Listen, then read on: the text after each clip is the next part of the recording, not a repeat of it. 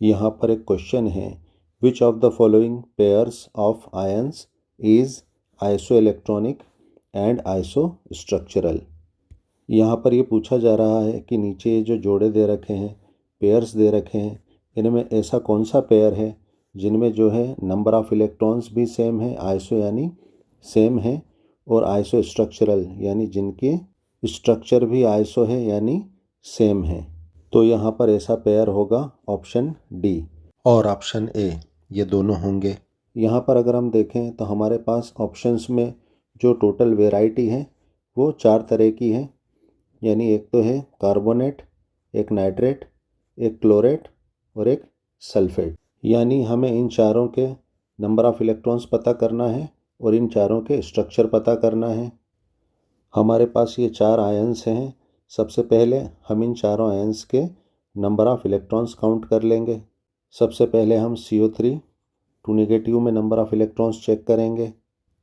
Carbon के पास कितने number of electrons होते हैं, 6, प्लस ऑक्सीजन के पास कितने नंबर ऑफ इलेक्ट्रॉन्स होते हैं, 8। यहाँ पर ऑक्सीजन कितनी है, 3 हैं, प्लस इसके ऊपर ओवरऑल कितने एक्स्ट्रा इलेक्ट्रॉन हैं, 2 नेगेटिव, तो यहाँ पर 2 इलेक्ट्रॉन्स ये हो जाएंगे। तो टोटल कितना हो जाएगा, यहाँ पर 32 इलेक्ट्रॉन्स हो जाएंगे। अब हम NO3 1 नेगेटिव को चेक कर लेंगे। नाइट्रोजन के पास 7 इलेक्ट्रॉन्स होते हैं, ऑक्सीजन के पास एक के पास 8, तो 3 के पास कितने हो जाएंगे, 8 इंटू 3, प्लस एक्स्ट्रा इलेक्ट्रॉन कितना है, 1 है, तो यहाँ पर टोटल कितने इलेक्ट्रॉन हो जाएंगे, 32 इलेक्ट्रॉन इसके पास भी हो जाएंगे। अब हम ClO3 1 नेगेटिव को चेक कर लेंगे।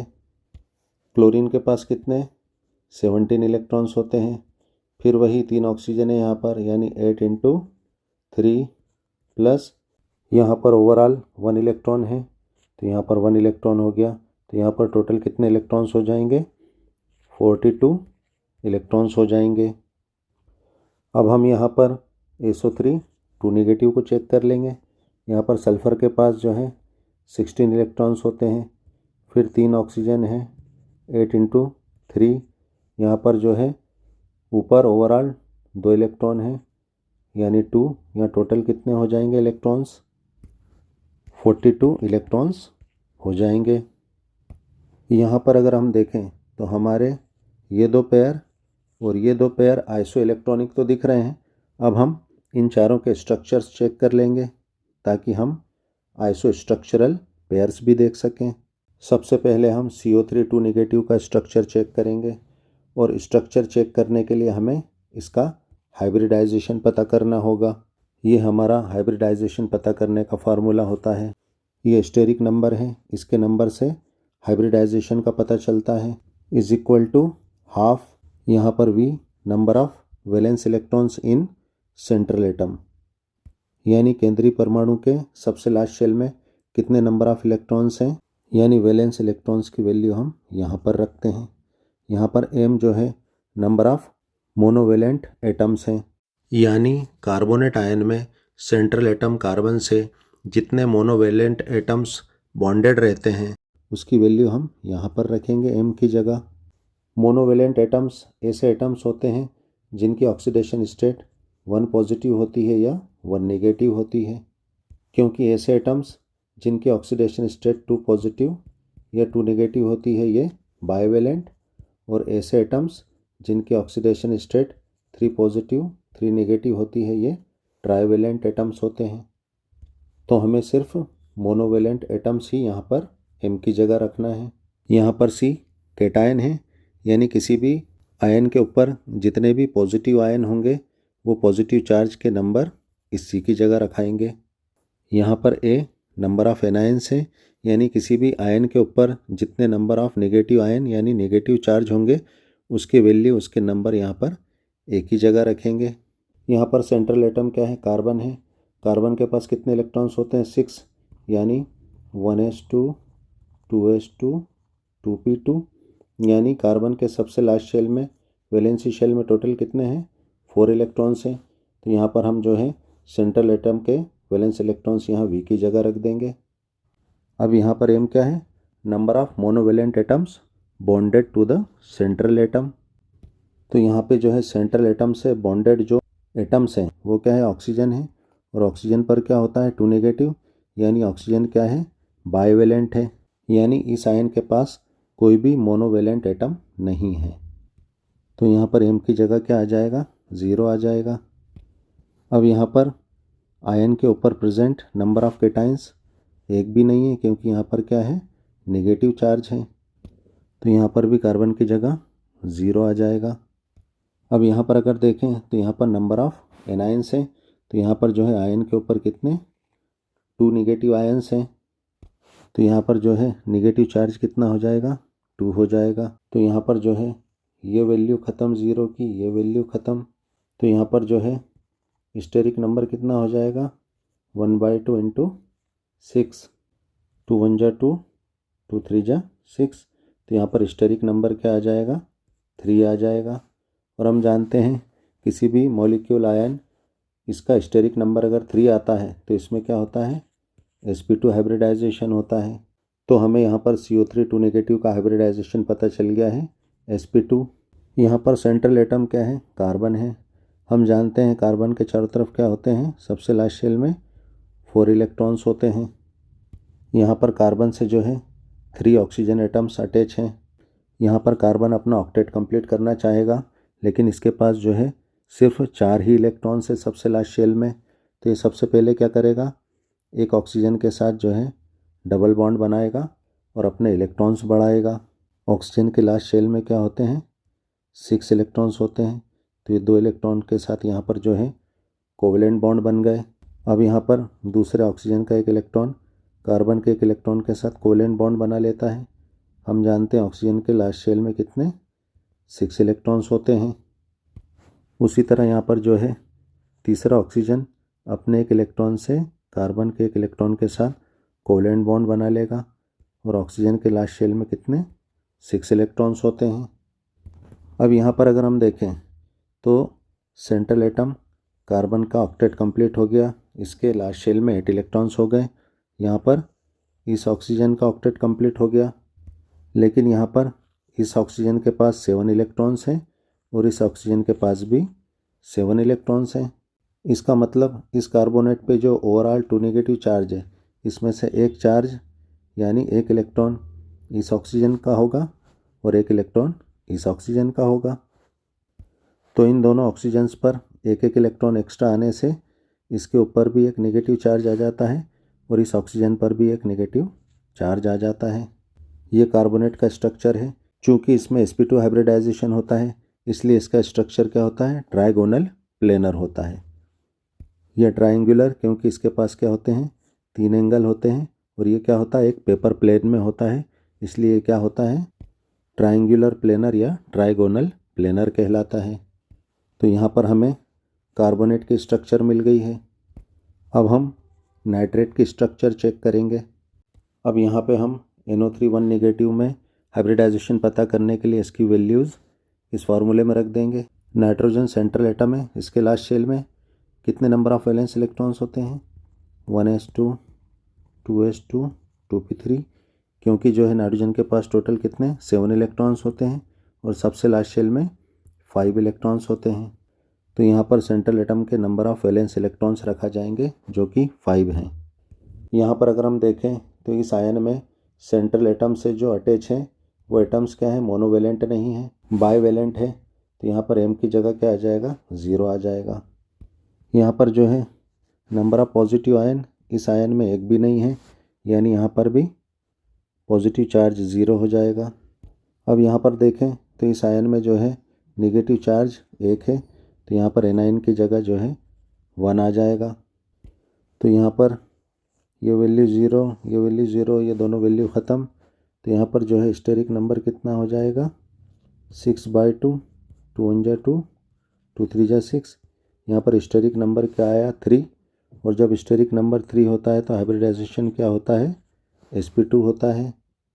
यहाँ पर नाइट्रेट में हाइब्रिडाइजेशन क्या है, sp2 है, यानी नाइट्रेट का स्ट्रक्चर यानी इसका शेप क्या होगा, ट्राइगोनल प्लेनर होगा। नाइट्रोजन जो है सेंट्रल एटम है, इसके पास क्या होते हैं, सबसे लास्ट शेल में 5 इलेक्ट्रॉन्स होते हैं। नाइट्रोजन अपना ऑक्टेट कंप्लीट करना चाहेगा, यानी इसको 3 इलेक्ट्रॉन्स की ज़रूरत है। तो ये जो है एक ऑक्सीजन के साथ डबल बॉन्ड बनाएगा। ऑक्सीजन के सबसे लास्ट शेल में 6 इलेक्ट्रॉन्स होते हैं, तो ऑक्सीजन के 2 इलेक्ट्रॉन और नाइट्रोजन के 2 इलेक्ट्रॉन से ये 2 कोवेलेंट बॉन्ड बन गए। नाइट्रोजन के पास शेयरिंग से 2 इलेक्ट्रॉन तो आ गए, लेकिन अभी इसे 1 इलेक्ट्रॉन की और ज़रूरत है। तो ये क्या करता है, ऑक्सीजन के 1 इलेक्ट्रॉन के साथ जो है कोवेलेंट बॉन्ड बनाता है। हम जानते हैं ऑक्सीजन के सबसे लास्ट शेल में क्या होते हैं, 6 इलेक्ट्रॉन्स होते हैं। अब यहाँ पर जो है नाइट्रोजन का ऑक्टेट तो कंप्लीट हो गया, इसके लास्ट शेल में 8 इलेक्ट्रॉन्स हो गए और अभी भी एक ऑक्सीजन एटम बच गया है। अब इस कंडीशन में नाइट्रोजन कोवेलेंट बॉन्ड तो बना नहीं सकता, क्योंकि अगर ये कोवेलेंट बॉन्ड बनाएगा तो इसके सबसे लास्ट शेल में इलेक्ट्रॉन्स 8 से ज़्यादा हो जाएंगे, यानी इसका ऑक्टेट गड़बड़ा जाएगा। तो इस कंडीशन में नाइट्रोजन कोऑर्डिनेट बॉन्ड या डेटिव बॉन्ड ही बना सकता है। तो ये नाइट्रोजन क्या करता है, अपने इन 2 इलेक्ट्रॉन में से 1 इलेक्ट्रॉन जो है ऑक्सीजन की तरफ शिफ्ट कर देता है और ऑक्सीजन को कोऑर्डिनेट बॉन्ड से जोड़ लेता है। इस तरह से जो है इस ऑक्सीजन का ऑक्टेट भी कंप्लीट हो जाता है। अब यहाँ पर अगर हम देखें तो इस ऑक्सीजन के पास कितने 7 इलेक्ट्रॉन्स ही हैं। इसका मतलब इस नाइट्रेट आयन पर ये जो एक्स्ट्रा इलेक्ट्रॉन है वो किसका है, इस ऑक्सीजन का है, यानी ये नेगेटिव चार्ज इस ऑक्सीजन का है।